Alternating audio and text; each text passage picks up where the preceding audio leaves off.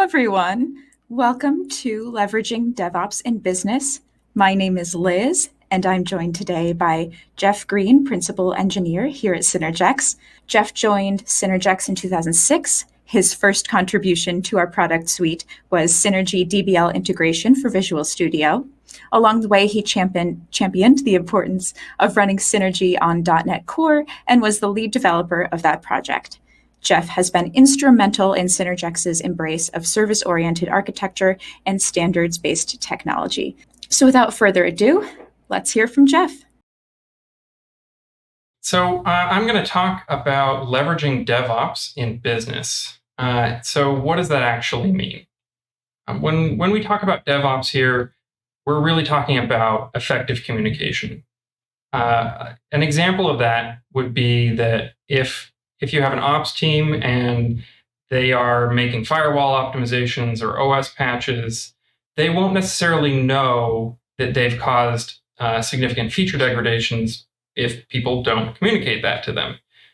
Similarly, developers won't know that if they've added a feature that's causing ops to have to restart the service all the time, they won't know that they've done that if ops is not communicating with developers. So combined, this lack of communication ends up pushing prospective customers into choosing competitors or just reducing their satisfaction in general with your product. So we're talking about having devs talk to ops and ops talk to customers just generally being able to talk to everyone that needs to be talked to. So what can you expect if you are moving to DevOps at the various sort of levels of completion? From the DevOps State of the Universe report from Puppet Labs, they've identified these low performers, medium performers, high performers, and just in this most recent survey, the elite tier performers. And they're categorizing people based on these metrics. So deployment frequency, lead time for changes, time to restore service, and the change failure rate. And by fitting into this grid, how your company operates, you can tell basically where you're at in terms of your DevOps transformation or the effectiveness of your operations. So what are some signs that you might need this transformation? If you have a bunch of underutilized features, or you just don't know what features are used, if the customers are the first ones to tell you your service is down, or if you have outages that keep happening for the same root cause over and over again, or if customer feature requests just don't end up satisfying customer needs. Those are all signs that you should take a deep understanding and willingness to find places where you can improve in here. And DevOps and effective communication can help you with those. So it's very easy to not know the answer to these questions about underutilized features and what's actually used, simply because you don't know what you don't know. These are the kinds of things that not knowing the answer is sort of the indicator that you don't know the answer. So you don't have that positive reinforcement that tells you, like, I don't know what features are not being used. Because if you did, then you would know. In your DevOps transformation, one of the things that you will have to manage inevitably is the perception of how that transition is going. And again, from the 2018 State of the DevOps report from Puppet Labs, we find out that executives and actual developers and managers underneath those executives have a very different view of how well the transformation is going. Executives tend to have a very inflated view of what the role of DevOps is in their organization. And the specific number on that is they're 25% more likely to think things like the security team is involved in your processes. So managing those expectations and knowing that they're going to have an inflated view it's good. It's good to at least know that that's going to happen, so that you can try and get your executives to be on the actual sort of same page with your transformation, so they really do know how things are going. And the best way to accomplish that is with basically hard, real metrics. So you have to measure things in order to provide those metrics, and then you have to share those results around the business. So the actual metrics, as long as they're truthful metrics, should tell everyone involved exactly where you're at. So that is a very important aspect, and you can take advantage of that. People and processes. According to Gartner, through at least 2015, 80% of the outages that happen in mission critical services are caused by people and process issues. So that probably translates in our kinds of environments to someone is running a deploy script. Maybe they run it on the wrong server, or maybe they run it with the wrong arguments, or they don't have the environment set up, and they accidentally destroy your production environment. So getting human beings out of the deployment process is extremely valuable. Outages are the main thing that we're really trying to avoid here. And if 80% of them are caused by people and process, we know that this is very important. So some signs, and I have some memes here to help you remember. Friends don't let friends right-click publish. For some people, right-click publish in this case probably means manually run a shell script, but the idea is really the same. You shouldn't be manually doing deployments. It should be happening in an automated fashion. And the other one is the amount of time it takes from when code is actually written and tested to when it's deployed in production. So the longer code is sitting around, not being worked on by the developer, the more they have lost that deep knowledge, contextual understanding that they had when they were really working on it. So shortening the cycle from I wrote this code to it's deployed in production allows the developer to remember more of what they were working on if an issue arises when it's deployed to production. So you get a shorter downtime or a less severe downtime, or just generally better outcomes.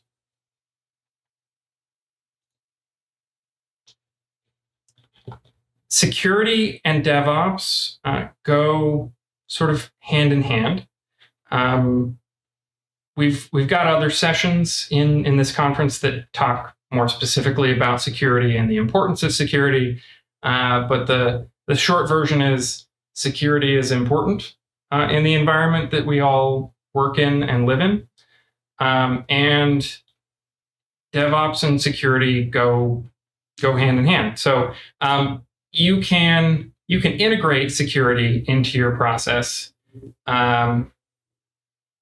all the way through your software delivery lifecycle, and that's going to give you the best possible results.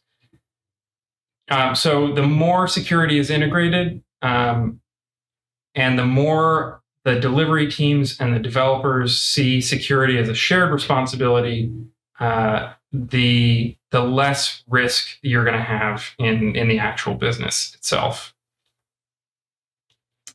And in organizations that have a high level of security organization, identified security issues are prioritized by the business. So it's important that not just that you find the issues in your processes, your deployment processes, your production environments.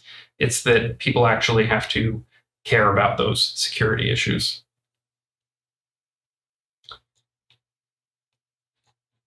So you get started with your addition of security into your processes, and you're feeling pretty good. You've picked off a couple of low-hanging fruit, and you're getting some small wins on the board. And then you hit your first big roadblock, and now you can see the underlying complexity that's been masked over by years of duct tape in your processes.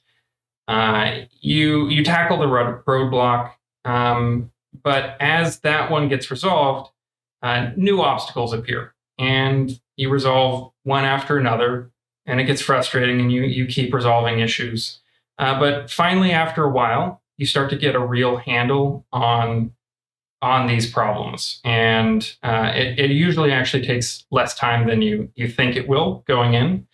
And once you have that, you can finally start to point to real measurable successes in your metrics, or in scenarios that you've done a better job of integrating security into your processes, or just the quality of your processes.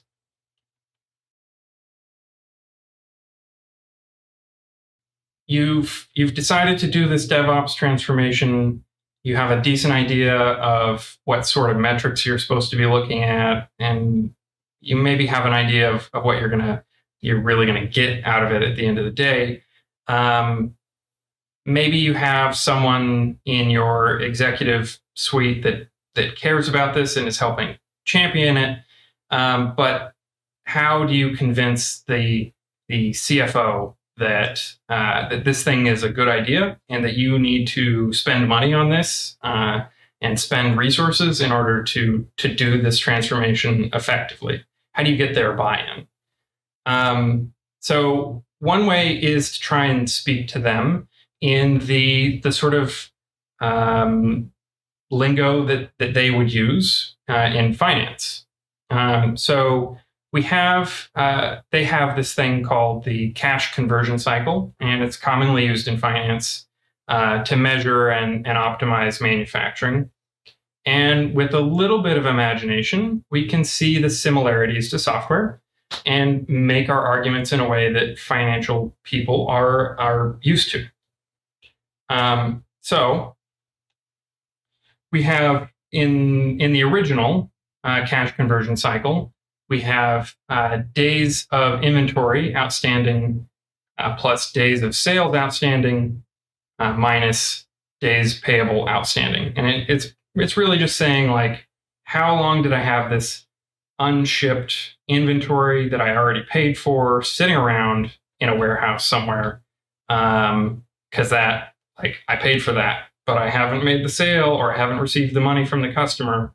So it's just an optimization of cash flow versus how much inventory I have on hand. So for us, writing software, inventory that's not shipped is basically features that have been written, and we paid for them, and they're just sitting in that undeployed warehouse, not in the hands of customers. So if we just change a couple of the words, we get to keep the same equation. So we shift days of inventory outstanding over to be unshipped features, and days of sales outstanding is customer value, and days payables outstanding is still days payable outstanding. People are paying for your software, so those things actually stayed the same. So if you plug that into this concept and make your arguments to your CFO using this, I think you'll have a better chance at them understanding the value in shipping features faster rather than letting them sit around sort of unshipped. And DevOps, on top of being effective communication, a lot of times one of those core tenets is ship faster, don't leave things sitting around. So it aligns well.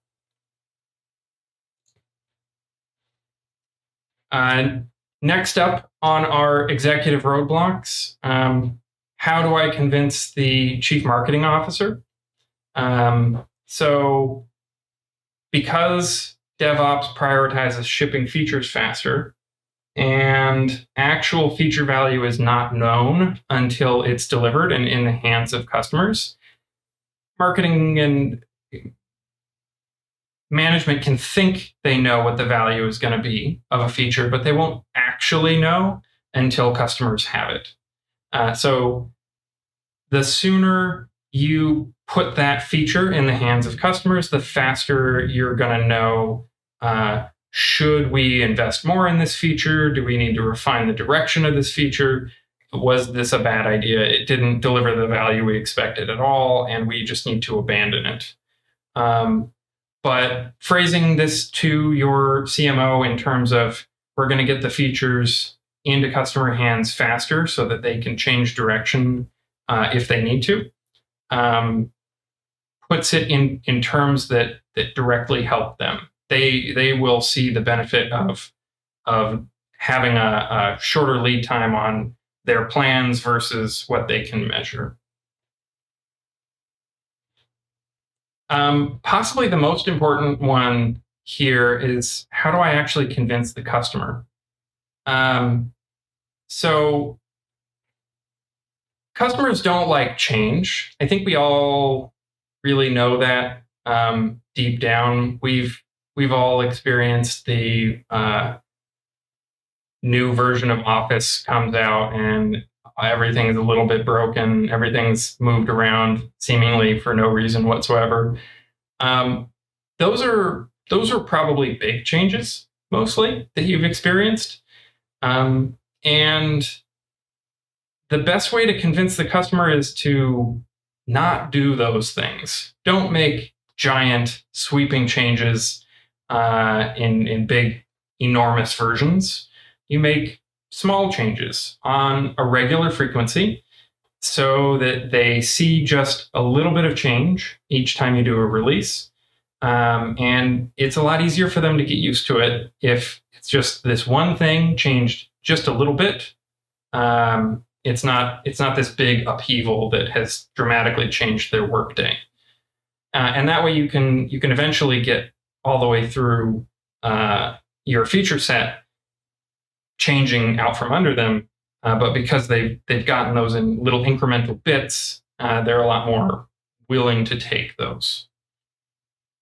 Along with those smaller, more regular changes, you have to actually listen to how they respond. So if it's a really small change and they're responding very negatively, you might need to evaluate sort of the value of that feature or the value of that change in order to figure out, did we do this wrong? Did we misunderstand something about customer needs?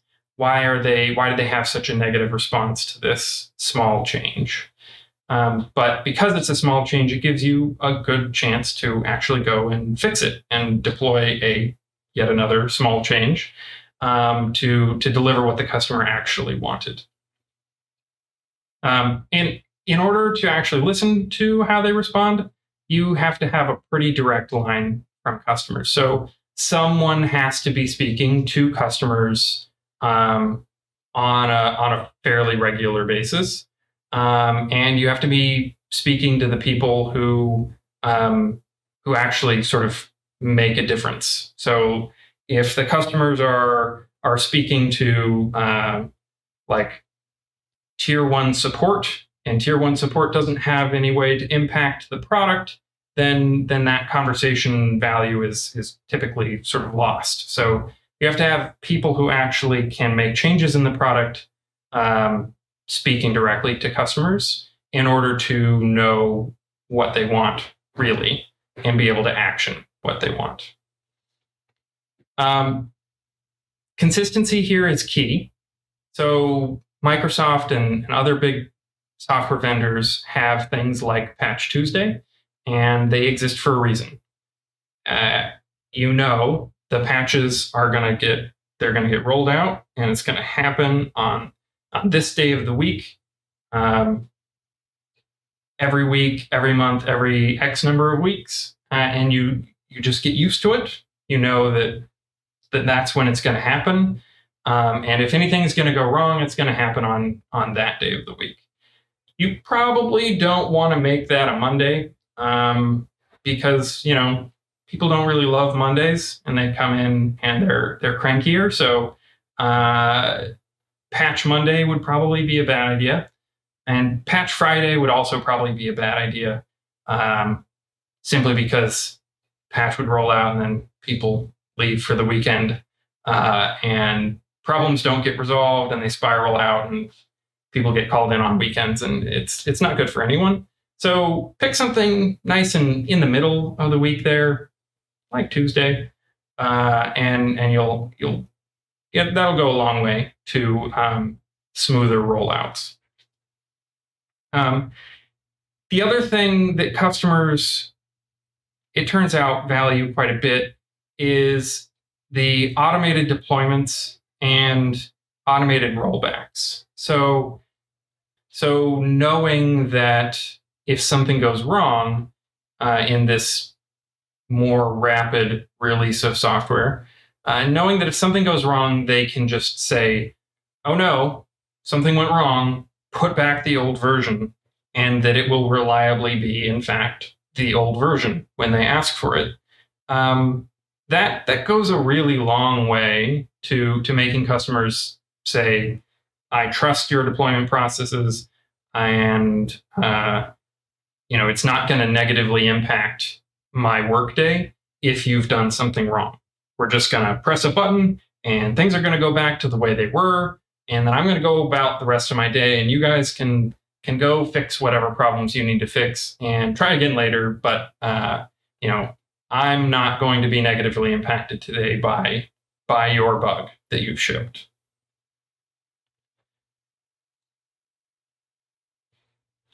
So where do we start? Practices that are closest to production, so things like application deployment, those are where you start just sort of right away. How much automation can you get into your deployment mechanism? That's really, there's a lot of value there.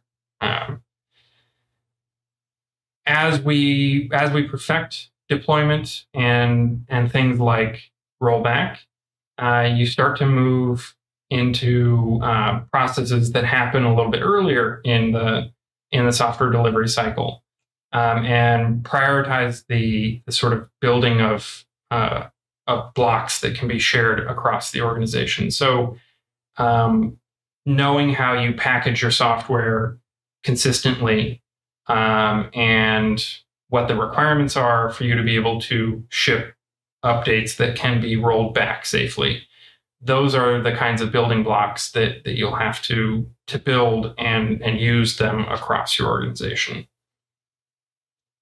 And as the different teams in your org look at those deployment patterns, you'll start to build in better error control, better failure condition handling, better everything. Everything will get better because more people are using it.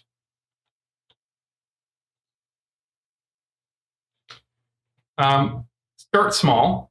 So you're starting near production. You're starting small. Small things have sort of inherently lower risk. You've got smaller teams, smaller projects. It's easier to just change a small team sort of in response to something going wrong. And that lets you iron out all of the kinks while things are very agile. So unless your entire team is made of existing DevOps veterans, it's really likely that your first try at this is going to be pretty wobbly. And setting those expectations up front there's a lot of value in that. From executives expecting that the first rollout is going to be completely perfect, that'd be silly. They should not have that expectation. So we have to make sure that they don't have that expectation. But if you start small, these things can be wobbly. And then instead of having to, pretend that this wobbly thing was a success, you can be honest and say, this part of the process didn't work. So we're going to make these changes based on our retrospective, and we're going to refocus on doing this instead in the future. So that honesty in your process goes a long way to actually, over time, reducing your failure rates, rather than just sort of hiding them or pretending that they're not there. So even if your entire team is prepared, so you've got like a magical unicorn team of DevOps veterans that just arrive and know everything about your business, even if they're all prepared,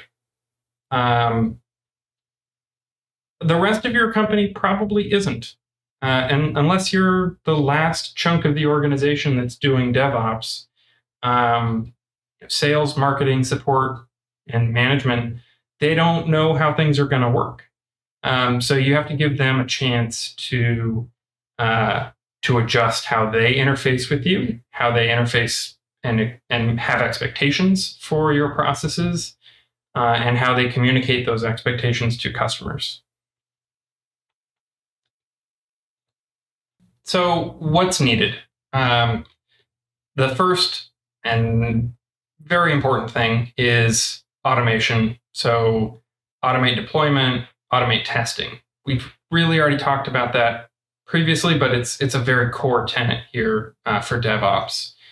The next core pillar is measurement. So you have to be able to collect metrics in production.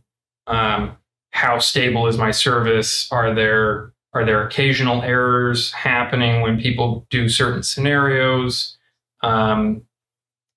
What's the performance like of my application? Did it change? Did the performance actually change when we did the most recent deployment?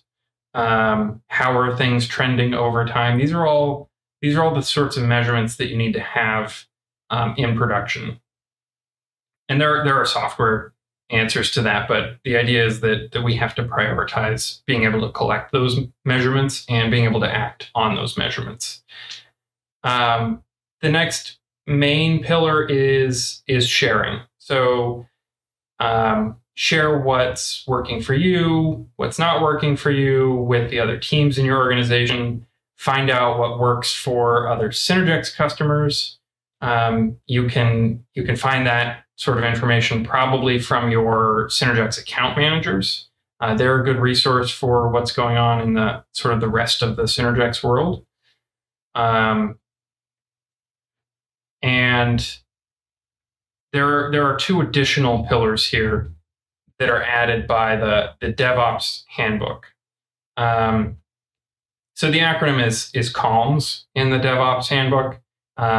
So it's the other three, but with culture and lean added on. So culture in this context means that everyone has to have a shared responsibility. So the people on your product, on your team, they have to feel responsible for their actual product, and they have to be empowered to actually do something if they feel like we're headed towards a cliff. The train is gonna derail, whatever. They have to be able to actually fix it. Knowing that they're responsible for it isn't enough. They have to actually be able to do something about it. So that's an additional tenet that matters a lot. Lean in DevOps suggests that you don't keep around a whole bunch of work in progress. So, don't have 10 features being worked on by one resource at any given time. Have them just work on one feature at a time, and then, finish it all the way and ship it, and then move on to the next feature. Having all of that extra work in progress means that they have to keep track of a lot more stuff, a lot more context in their heads. And potentially you have these handoffs that are happening between development and QA, and people have to remember, like, what was I thinking last week? What was I thinking a month ago before I handed this thing off? But minimizing that sort of in-process list of work so that it's as small as possible has a lot of value, just generally. A lot of times when I've talked to people about this, they've said, like, do I have the right people? Or I don't think we have the right people to do this kind of transformation. And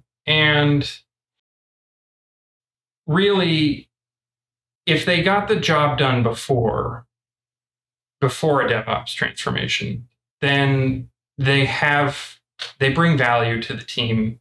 They can do this. The main thing is that they just have to be convinced that there are benefits, that you're not just changing things in order to chase the latest fad, which, this is not really the latest fad. DevOps has been around for quite some time, so you've got that to leverage.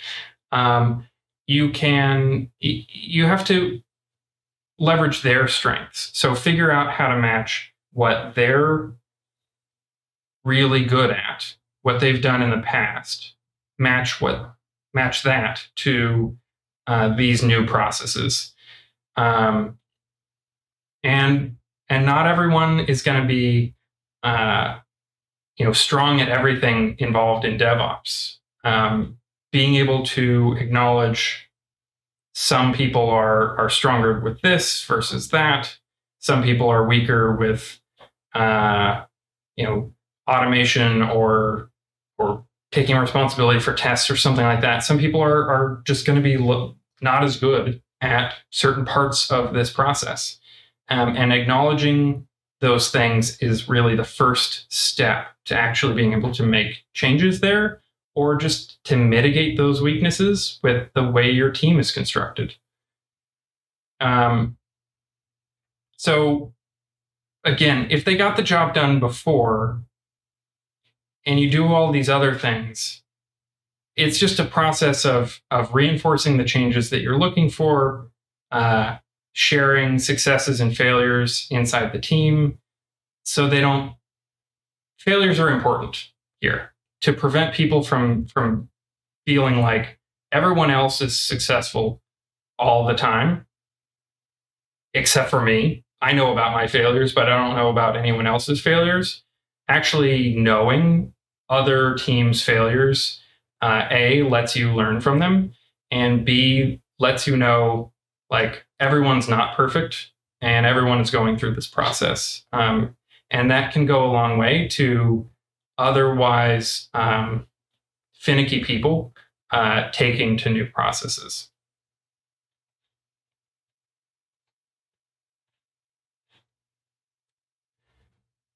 So automation, automated deployments, automated testing. What goes actually into automating your testing? Unit tests. We've been pushing unit tests for almost as long as I've been at Synergex, which is a long time, and it's getting some pretty good traction out in the world at this point, I think. So actually writing your code to be unit testable has a lot of value. Inherently in the way it causes you to architect your software, even that part of it has value, separate from the tests themselves. Just the things, the directions that it pushes you in when you're writing software, it has value.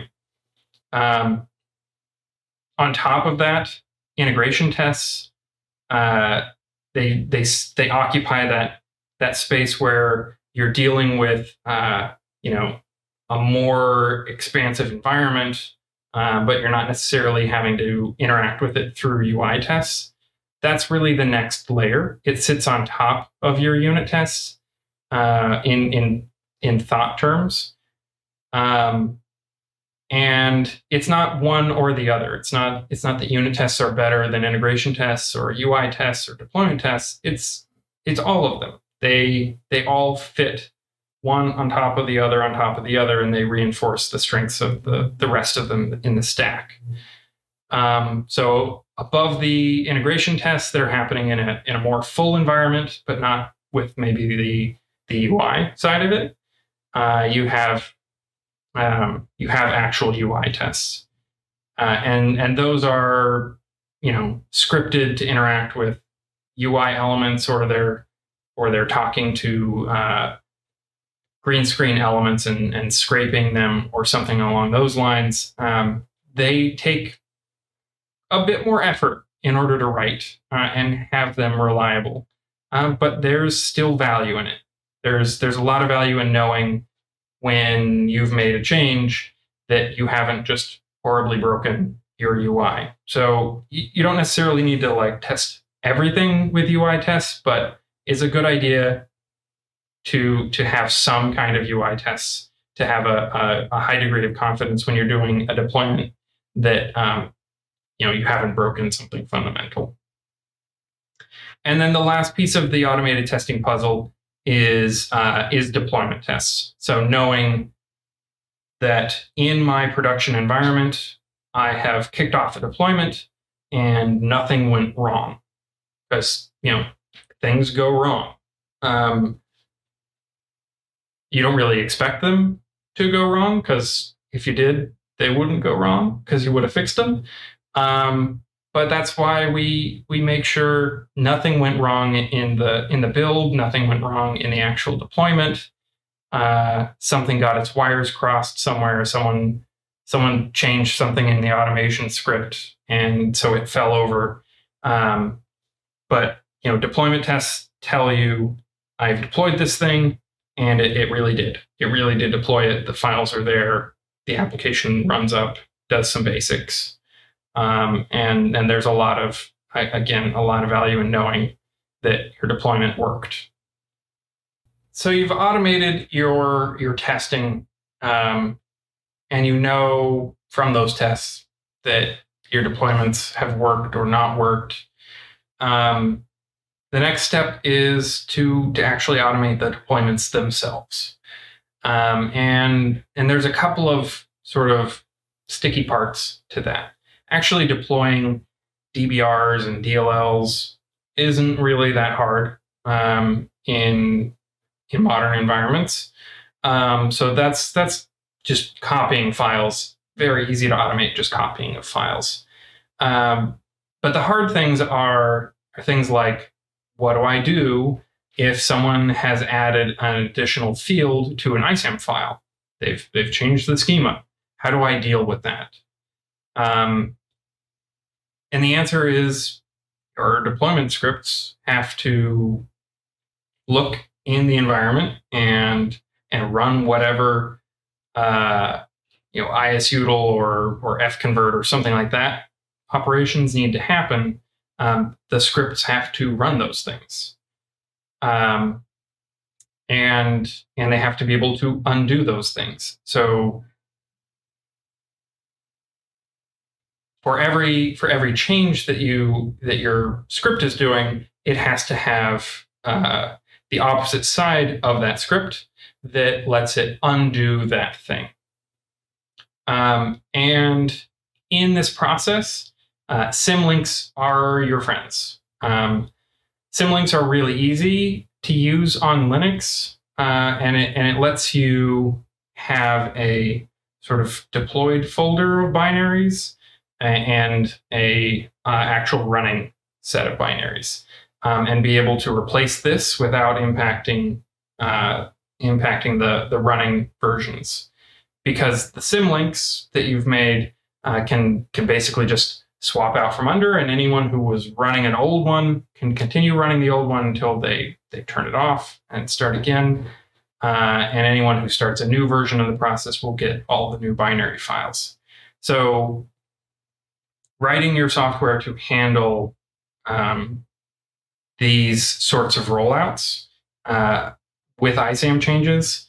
That's sort of the hard part, but it is doable. We do have customers that do this in an automated way, on a weekly basis with a very high degree of success, including successful rollbacks.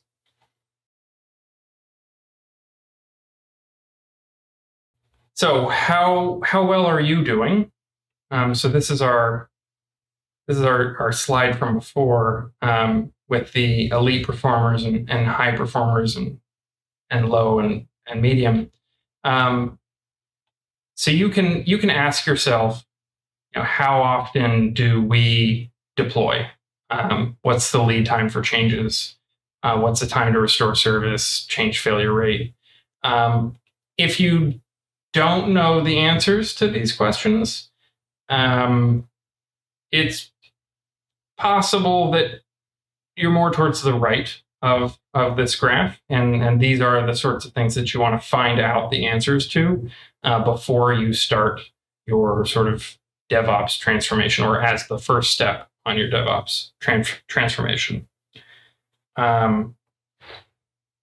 So use this slide, use this image from the Puppet Labs report as a guide to say, like, where are we at in this process? What's ahead of us? What's behind us? And with all of these patterns, there are, of course, anti-patterns. So again, I've chosen some memes here to help you remember things not to do. Automation of waste is really common. It's like naturally common. This happens when overnight you say, like, this team, you're a DevOps team, go write a bunch of automation for the current processes. And current processes might be sort of crooked. They exist because they've been around for a long time. And if you automate them without thought to how they're working, it's sort of like pouring concrete around crooked support beams. It doesn't make good buildings, and it makes bad design permanent. It's really hard to fix when you've put in a whole bunch of new recent effort into your now still ineffective processes. So if someone is doing automation, they need to be empowered and motivated to actually make decisions about that automation, rather than just blindly replicating exactly what your existing processes are. People have to actually think about those and think about where the value is in the process. Additionally, DevOps is not an end run around operations staff. So your development team doesn't just suddenly know how to do ops type work. So you can't just ignore that sort of skills gap and ignore the sort of operations staff that you already have. You have to work with devs and operations. Otherwise, it's not DevOps. It's just developers doing ops ineffectively. So don't be tempted to do that sort of quick fix and ignore whatever shortcomings might exist in the operations staff. Do the work up front to get buy-in from them, that you're not just trying to ignore them. So this is my very incomplete to-do list for what you guys can do sort of technically. Things that matter a lot, stuff like clear error messages. That's a big part of metrics, actually knowing what's gone wrong when something's gone wrong and logging those things. Hooks for monitoring wherever it's necessary. So if the tools and infrastructure that exists in your production environment isn't capable of peeking inside whatever is running in order to do monitoring for you, then you may have to add basically hooks to call out to the monitoring tools to let them know, like, this is what's going on in my running process. There's a mindset change that needs to happen there, and developers and ops and management need to assume at any given moment when they're working on something that things will go wrong and plan for them to go wrong. What if this file disappeared out from under me? How bad would it be for our process? Developers should assume that things will go wrong and write error control logic to assume that things will go wrong, and test that error control logic, because if it's not tested, it probably doesn't work. The next thing up on our very incomplete to-do list is automate basically all the things. Builds, tests, deployments, they all have to be automated. And those are sort of primary building blocks for this whole thing. In order for deployments to be really well automated and rollbackable and all that stuff, your production boxes need to be relatively resilient. So if something goes wrong and you can't undo it, in terms of, like, something goes wrong in ops and they've rolled something out and they can't undo it, then that's not particularly resilient, and you're going to have downtime. So the idea is that if you can build in that resilience, the ability to spin up another virtual machine that's the same sort of environment, or replace whatever has gone wrong in software, as opposed to someone physically having to walk over and plug something in, that's ideal. And share the results of all of this above work with the rest of your organization. So they'll have feedback for you, probably, of, well, that won't work for us, or, oh, that I hadn't thought of that, or have you tried thinking about doing your monitoring hooks this way, something along those lines. You can get a lot of value out of just talking to the other people who work in your environment, and let them know, like, this is what we're working on, and this is where we're having trouble. And with that, who has the first question? So thank you for that, Jeff. We're now going to open things up to the live Q&A. We have Jeff here at the studio. As a quick reminder, if you would like to contribute to the conversation out loud, just raise your hand using the little hand icon at the bottom of the chat area. I will enable your mic, and then you'll be able to unmute yourself. But for now, it looks like we do have some questions that have come in over the course of the presentation. We have a couple entries from Tim Laverne, which I believe are a two-part question. So he says, how much impact do you see legacy architecture having on the level of effort?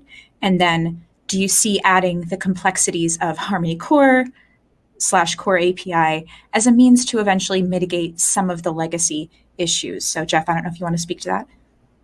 Yeah. So even in legacy architectures, we do see people successfully manage things like automated builds and deployments. I'm assuming, because it's coming from Tim, that this probably means VMS.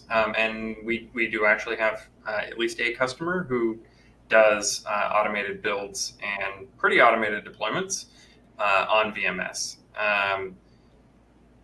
So I don't know if there's a difference in the level of effort there that's caused, but it's still, most of the complexity comes from your business needs more so than from the platform.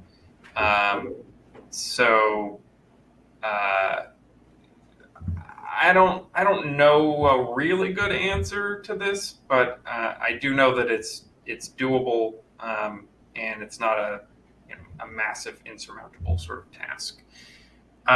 In terms of Harmony Core and this, definitely moving to APIs makes everything easier from a deployment perspective, because you're separating the server side and the client side, and giving it a nice API in between. And as long as you don't break the contract, you can upgrade the back end and the front end independently of each other. Like you could update the front end 50 times a day, and if you're not touching the back end, then it's pretty easy from a deployment perspective, especially if that front end is like HTML5 app or something along those lines. So yeah, moving towards APIs and Harmony Core specifically does make it a lot easier to do software deployments, sort of ad hoc, on the fly, when you need to. Yeah, that's about it. Great. And Brad Chadwick asks, do you know of good resources for non-Azure continuous development scripts, good sites or plural site training you found essential in your research? So Chef and Puppet are orchestrators for doing continuous deployment and infrastructure as code specifically. So looking in the direction of Puppet and Chef is probably a good idea. That's where a lot of the cited materials came from in this presentation, is from Puppet Labs. They do a yearly report on what DevOps is doing, state of DevOps report. So that's a good place to start for non-Azure stuff. It also works on Azure, but it's cross-platform and it works everywhere. I don't think I have a particular plural site training to reference for you, but I do know that they have DevOps training in there. Just as a note, Tim says, thanks, just need to sell management. And that actually brings me to a question that I had, Jeff, because I know that you and a few others you did a lot of work to nudge our organization towards DevOps. So I guess what strategies did you use and what worked with the management here? So management at Synergex, I think, has been mostly convinced because it's like a two-part, right? The part one is they want the business to keep existing for the next 100 years, at least. And a big part of sticking around for that long means that you have to evolve. So they're generally like kind of primed for the idea that they need to do some kind of evolution here, there, or wherever. And then within that, it's just the persistency of Marty and I, as sort of next gen developers and employees at Synergex, sort of consistently saying, like, we should go in this direction. This is the direction that the rest of the industry is going. Here's these benefits, reasons why we think this is valuable, and it's just a sufficient amount of the rest of the industry thinks that this is the way forward, and so let's move forward.